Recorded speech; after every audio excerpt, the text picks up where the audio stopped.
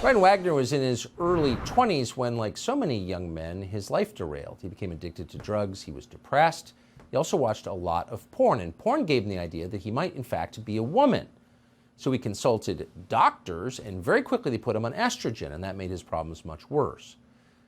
Brian Wagoner no longer believes what his doctors told him. He does not identify as female. He is back to how he was born, a man, and he joins us tonight to explain what he went through. Brian, thank you so much for coming on tonight. If you could just sum up I'm sure this is a 3-hour-long conversation, but if you could sum up the experience, the amazing experience you had, how would you describe it?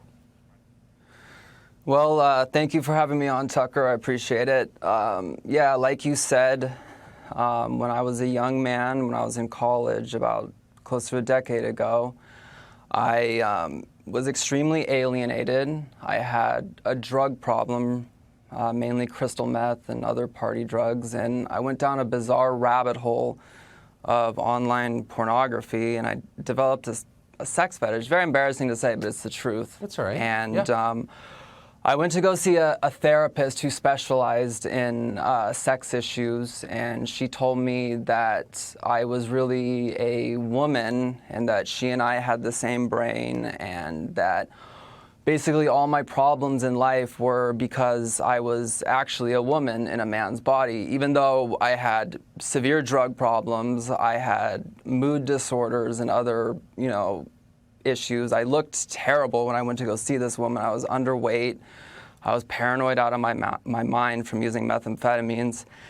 And none of that mattered. It was all about having me go to a clinic to get prescribed estrogen and medicine to prevent my body from making testosterone, which I took for many years. And all my problems got worse. It didn't help me. It just added new problems. And I just feel like the therapist I went to go see was an activist who just so happened to practice therapy too. And here in California, there's really nothing to protect people from it. Now it's even more, quite frankly, crazy. It's you can just go into one of these informed consent clinics and you don't even need a therapist's letter anymore.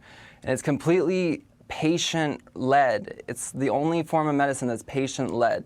So I just advocate for better safeguarding and high-quality assessments, because I want to help everyone, whether you're detrans or transgender. I want everyone to have good health care and everyone to be protected.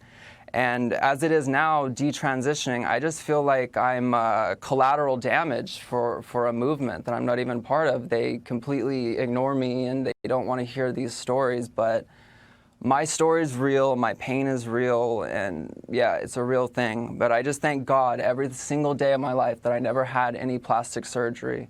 I took hormones and it messed me up. I had my facial hair removed, but I do think that I'll be able to bounce back from this.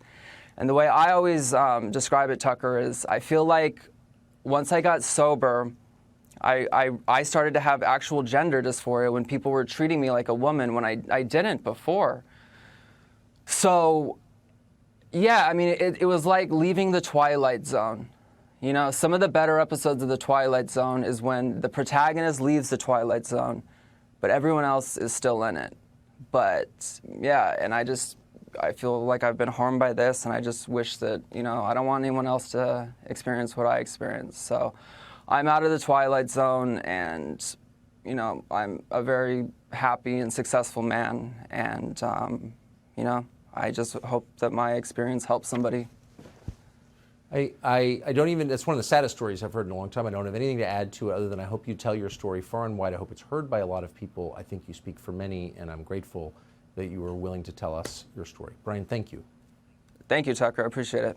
I do.